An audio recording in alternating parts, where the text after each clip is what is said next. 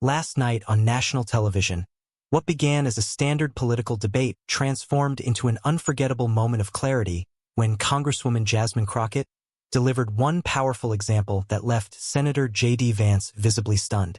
The nationally televised forum on economic policy had been proceeding along predictable lines until Crockett pulled out a document no one expected she had. "Senator Vance," Crockett said calmly, holding up the paper. "Before I respond to your claims about government assistance programs, I'd like to share just one example from your home state." The moderator nodded and the studio fell silent. What happened next didn't just leave Vance speechless. It caused the entire audience to erupt in spontaneous applause, breaking the forum's strict no-reaction rules. Even the moderator made no attempt to restore order as Crockett's example cut through years of political talking points with a clarity that combined lived experience and irrefutable data. If you're tired of hearing the same recycled arguments about American economic policy, hit that like button and subscribe now, because Jasmine Crockett's perfectly delivered example didn't just win a debate.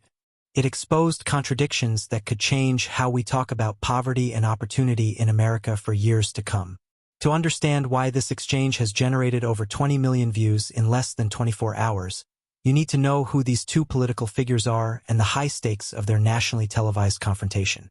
Senator JD Vance, 41 years old, rose to prominence through his best-selling memoir Hillbilly Elegy, which chronicled his journey from a struggling working-class family in Ohio to Yale Law School and eventual success.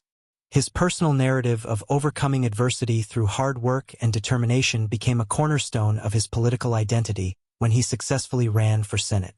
Since taking office, Vance has positioned himself as a champion of working-class values while consistently voting to reduce government assistance programs, arguing that such programs create dependency rather than opportunity.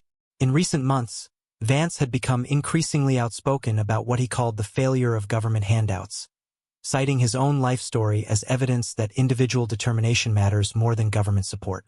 "I grew up surrounded by poverty," he stated in a recent Fox News interview, "and what I saw was that government programs trapped people in dependency rather than lifting them towards self-sufficiency." This perspective had become a central theme in his political messaging and policy positions. Congresswoman Jasmine Crockett brings a completely different background and perspective to these issues. Now in her second term representing Texas, Crockett built her career as a civil rights attorney before entering politics.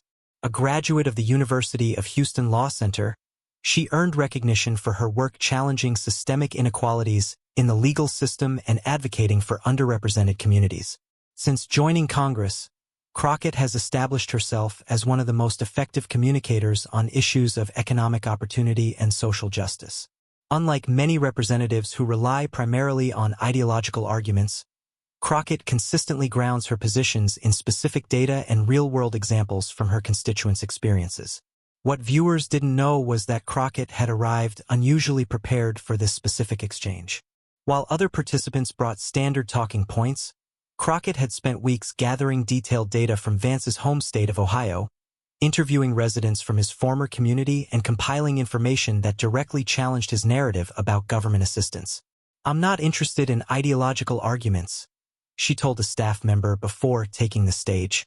"Tonight is about real people and real outcomes.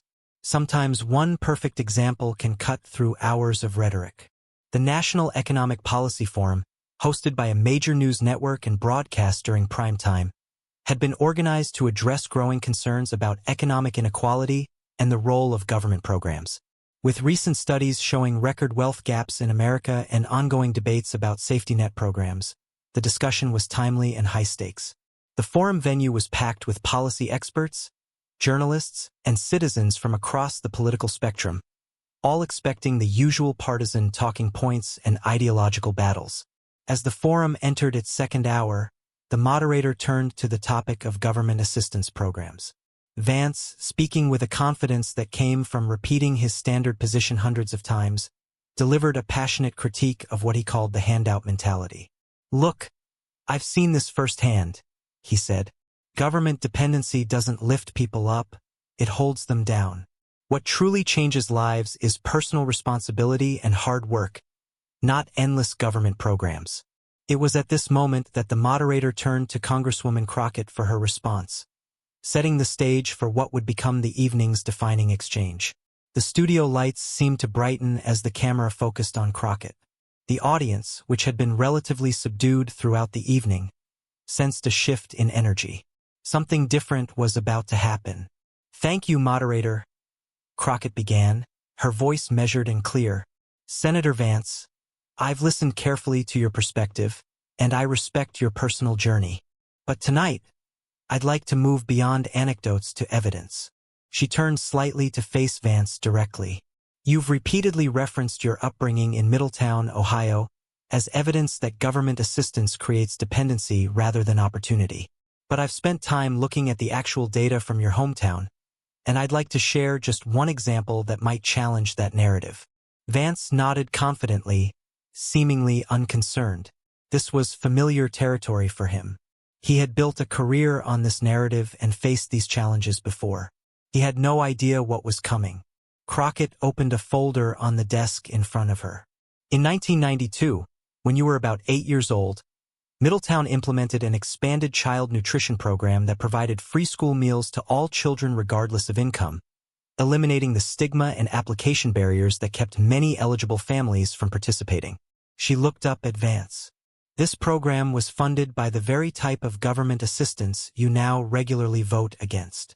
According to data I've obtained from the Ohio Department of Education, during the years you were in school, this program reached 87% of children in your community, including, according to your own memoir, yourself."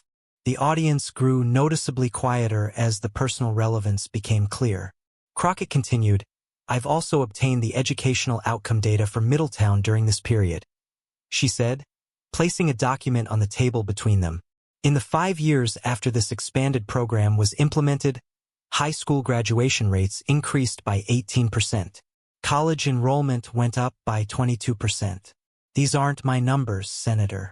They're from Ohio's official education records." She turned to a new page. "But here's the example I really want to focus on. I recently spoke with Mrs. Eleanor Jenkins, who was a lunch supervisor at your elementary school during those years." At the mention of this name, Vance's expression changed subtly. A flicker of recognition crossed his face. "Mrs. Jenkins, who still lives in Middletown at age 78, remembers you well," Crockett continued. "She told me something remarkable. She said that before the expanded program, many children would skip lunch rather than use meal tickets that identified them as receiving assistance. After the program eliminated that stigma, attendance and afternoon academic performance measurably improved." Crockett looked directly at Vance. "Mrs. Jenkins specifically remembered you, Senator. She recalled how you went from sometimes skipping meals to becoming a regular in the lunch line once all children were treated the same. She even kept records of which students showed academic improvements after the program began, and your name was on that list." The studio was completely silent now. Vance's usual confident demeanor had visibly faltered. This wasn't a general political argument. This was a specific, documented example that directly connected to his own lived experience. "But here's what makes this one example so powerful," Crockett continued. "Last month, you voted against the School Nutrition Enhancement Act, which would have provided similar universal meal programs to schools across America. You called it unnecessary government overreach that creates dependency." She paused, allowing the contradiction to sink in. "Senator Vance, the same program you benefited from, that by all objective measures improved outcomes in your community, is the very type of assistance you now vote to deny other children." Crockett wasn't attacking Vance personally. Her tone remained respectful and measured, but the precision of her example had cut through years of political rhetoric to expose a fundamental contradiction. "My question is simple," she said. "How do you reconcile your votes against nutrition assistance with the documented benefits such programs had in your own community? Benefits that, according to Mrs. Jenkins and the data I've gathered, helped create the very opportunities that contributed to your own success." The moderator, recognizing the significance of the moment, allowed the question to hang in the air without interruption. Vance, who had built his political career on quick responses and confident assertions, opened his mouth to speak, but then paused for several seconds, an eternity in television time.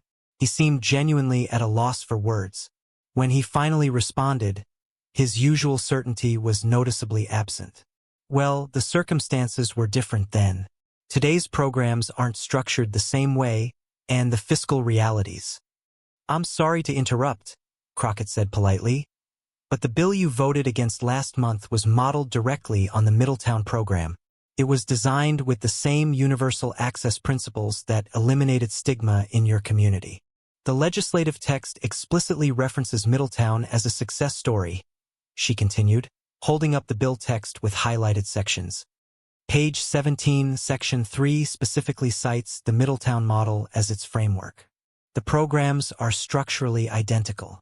The camera captured Vance's expression as the contradiction became impossible to ignore.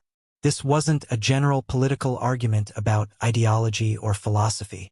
It was a specific, documented example that directly challenged the consistency of his position using his own life story against his current votes.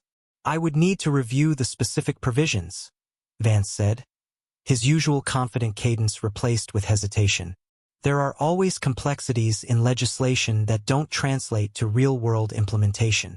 The bill is only 24 pages, Crockett responded, offering a copy to the moderator. I'm happy to provide it for your review, but my point isn't about political gotchas. It's about consistency and evidence-based policy. She turned slightly to address the broader audience. When we talk about government assistance, we're not talking about abstract concepts. We're talking about real programs that affect real lives. The evidence from Middletown shows that thoughtfully designed nutrition assistance didn't create dependency. It created opportunity. The data shows it. The educators confirm it. And frankly, Senator, your own life story demonstrates it, even if that doesn't fit neatly into today's political narratives. What happened next transformed an already powerful exchange into a truly historic television moment. The moderator, recognizing the substantive nature of the confrontation, asked a follow-up question that would change everything. Senator Vance, would you like to respond to the specific example Congresswoman Crockett has raised? Vance, gathering himself, attempted to pivot to familiar talking points. Look, we can cherry-pick examples all day long. The broader point is that creating a culture of government dependency. I'm sorry, Senator, the moderator interrupted, showing unusual persistence. But the Congresswoman has provided specific data about a program in your hometown that appears to contradict your position. Could you address that specific example? This follow-up was unexpected. Moderators typically allow politicians to pivot to talking points without pressing for direct answers. The audience seemed to collectively lean forward, sensing something unprecedented was happening. Vance paused, visibly reassessing his approach. I appreciate the Congresswoman's research into Middletown's history. There were certainly some effective programs during that period. But my concern is with the broader culture of... Senator, Crockett interjected respectfully but firmly, this isn't about broad culture arguments. This is about specific policy. You've repeatedly cited your personal experience as evidence that government assistance doesn't work. Yet when presented with documented evidence that such assistance benefited your own community, and by Mrs. Jenkins' account, you haven't addressed the contradiction. She continued, if the Middletown program worked, and the data strongly suggests it did, why vote against implementing similar programs nationally? This isn't about politics or ideology. It's about what actually helps children succeed. The studio audience, which had been instructed to remain silent during exchanges, spontaneously broke into applause. The moderator made a brief attempt to restore order, then relented as the applause continued for nearly 30 seconds. When the room finally quieted, Vance's expression had changed. Something in his demeanor shifted, and what happened next surprised everyone in the studio. You know what? He said, his tone noticeably different from the defensive politician of moments before. You've clearly done your homework, Congresswoman, and you're right that the Middletown program had positive outcomes. I haven't connected those dots to my recent votes, and that's a fair challenge.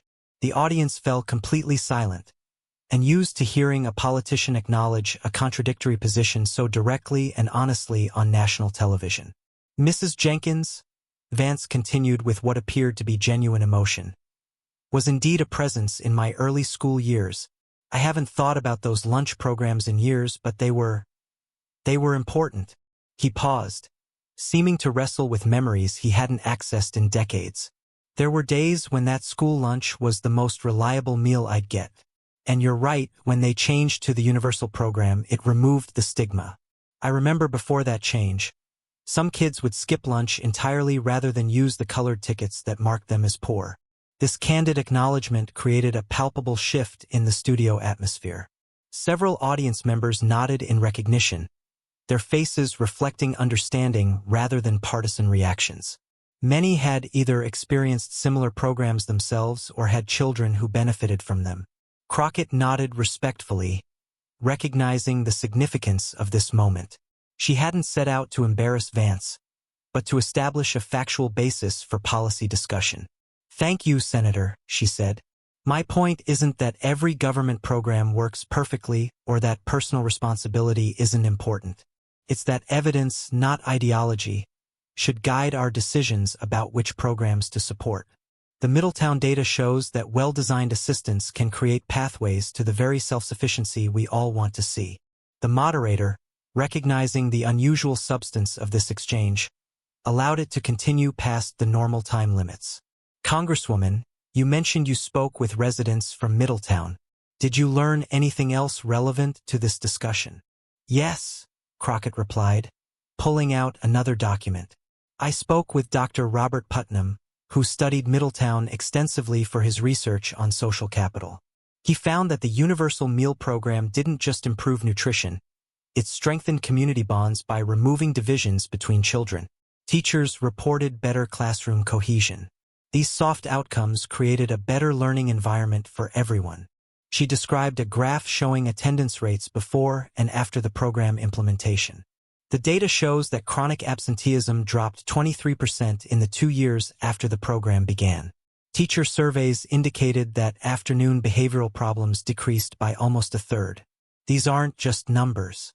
They represent real children who were better able to learn because a basic need was met without shame or stigma. She turned again to Vance. "Senator, your book eloquently described how community breakdown affected opportunities in your hometown.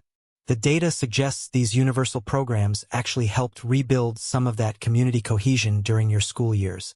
The very social capital you've written about was strengthened by thoughtful government intervention." Vance leaned forward, genuinely engaged now rather than defensive. "The program did remove certain barriers," he acknowledged. "I remember there was less distinction between kids after that change." "Exactly," Crockett responded. "And that's precisely what the current legislation you voted against last month aims to do. Remove barriers and stigma while ensuring children can focus on learning rather than hunger. The data from Middletown shows this approach works." She described side-by-side images of the original Middletown program documentation and the recent bill. The key provisions are remarkably similar. Universal eligibility to eliminate stigma, nutrition standards based on the same research, even the implementation timeline. The only substantial difference is scale. Something remarkable was happening on live television. What had begun as a standard political confrontation had transformed into a substantive, evidence-based discussion about policy effectiveness. Viewers across the political spectrum were witnessing something rarely seen in modern politics. A genuine exchange that moved beyond talking points to grapple with real evidence and documented outcomes.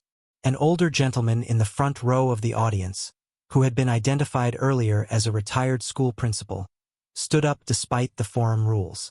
"I implemented a similar program in my district in Pennsylvania," he said. "The Congresswoman is right. These programs work. We saw the same results with attendance and performance." The moderator, rather than cutting him off, simply nodded and allowed this unexpected testimony. 3 other audience members stood to briefly share similar experiences from their communities. A school nurse, a current teacher, and a parent volunteer. Each verification added weight to Crockett's example, creating a chorus of real-world confirmation. As their segment of the forum concluded, the camera panned across the audience, capturing faces that reflected not the usual partisan reactions, but something more thoughtful and contemplative. This wasn't about who won a political exchange. It was about a moment of clarity that transcended typical political divisions to focus on what actually works in people's lives. The aftermath of the Crockett-Vance exchange was immediate and far-reaching. Within hours, clips of the confrontation had spread across every social media platform, with hashtags like Middletown Example and Crockett Receipts trending nationwide. The exchange generated over 40 million views in just 24 hours. But what distinguished this viral moment from typical political clips was its substantive impact on actual policy discussions. Major news outlets didn't just report on the personal dynamics of the exchange. They began investigating the Middletown program Crockett had referenced, confirming her data and expanding on the story. The Columbus Dispatch published an in-depth feature titled The Middletown Miracle, revisiting the school program that changed a community. Reporters interviewed dozens of former students and educators, including Mrs. Jenkins, who confirmed her conversations with Congresswoman Crockett and expanded on her recollections of the program's impact. Education policy experts weighed in across publications and television programs, with most confirming that Crockett's characterization of the program's outcomes aligned with research findings. Conservative columnist David Brooks wrote, "Whatever one's politics, Congresswoman Crockett's approach deserves respect. Instead of abstract arguments, she brought specific evidence about a specific program with measurable outcomes. This is how policy debates should function." Perhaps most significantly, 3 days after the forum, Vance published a reflective response in the Wall Street Journal. "While I maintain my concerns about government dependency," he wrote, "Congresswoman Crockett raised fair questions about consistency that deserve thoughtful engagement rather than defensive dismissal. The Middletown program she referenced did indeed produce positive outcomes, and I've asked my staff to review similar initiatives to identify what made that program successful where others have failed." 2 weeks after the forum, Vance made headlines by visiting Middletown, Ohio, his first return to his hometown in several years. Local media reported that he met with Mrs. Jenkins and other former educators to discuss the school nutrition program in detail. Following this visit, Vance made news by co-sponsoring an amendment that would fund a pilot program replicating elements of the original Middletown model in 50 school districts nationwide. "This isn't about political victories," Crockett said when announcing her support as a Democratic co-sponsor. "It's about effective policy based on evidence rather than ideology. I welcome Senator Vance's willingness to engage with the data regardless of our other political differences." 6 months later, when the pilot program passed as part of a larger education bill, political commentators pointed to the Crockett exchange as a catalyst for what The Atlantic called a small but significant outbreak of evidence-based governance. When researchers at Stanford published a comprehensive study of universal school meal programs 1 year later, their findings confirmed what Crockett had highlighted. Such programs consistently improved educational outcomes and, contrary to creating dependency, often led to increased economic mobility. For ordinary Americans watching this story unfold, the exchange represented something increasingly rare in political discourse. A moment when specific facts and documented outcomes took precedence over partisan talking points. The forum didn't resolve all political differences between Crockett and Vance, but it demonstrated that substantive engagement with evidence could sometimes transcend the usual political divides. Perhaps the most meaningful outcome came in the form of a handwritten note from a young girl in East Texas that Crockett received weeks later. "I watched you talk about school lunches with Senator Vance. I get free lunch at my school. Thank you for making me feel like it's okay." As one Middletown resident told reporters during Vance's visit, "I don't care which party comes up with good ideas. I care about what actually works. We need more of these conversations based on real results instead of just fighting all the time." If this story inspired you to value facts and evidence in political discussions, please hit that like button and subscribe to our channel for more content that goes beyond the usual political noise to find meaningful substance. Share in the comments your thoughts about the power of specific examples to change minds when general arguments fail. Have you ever seen someone's perspective shift when presented with concrete evidence rather than opinions? Your experiences help build our community of viewers who value substance over sound bites.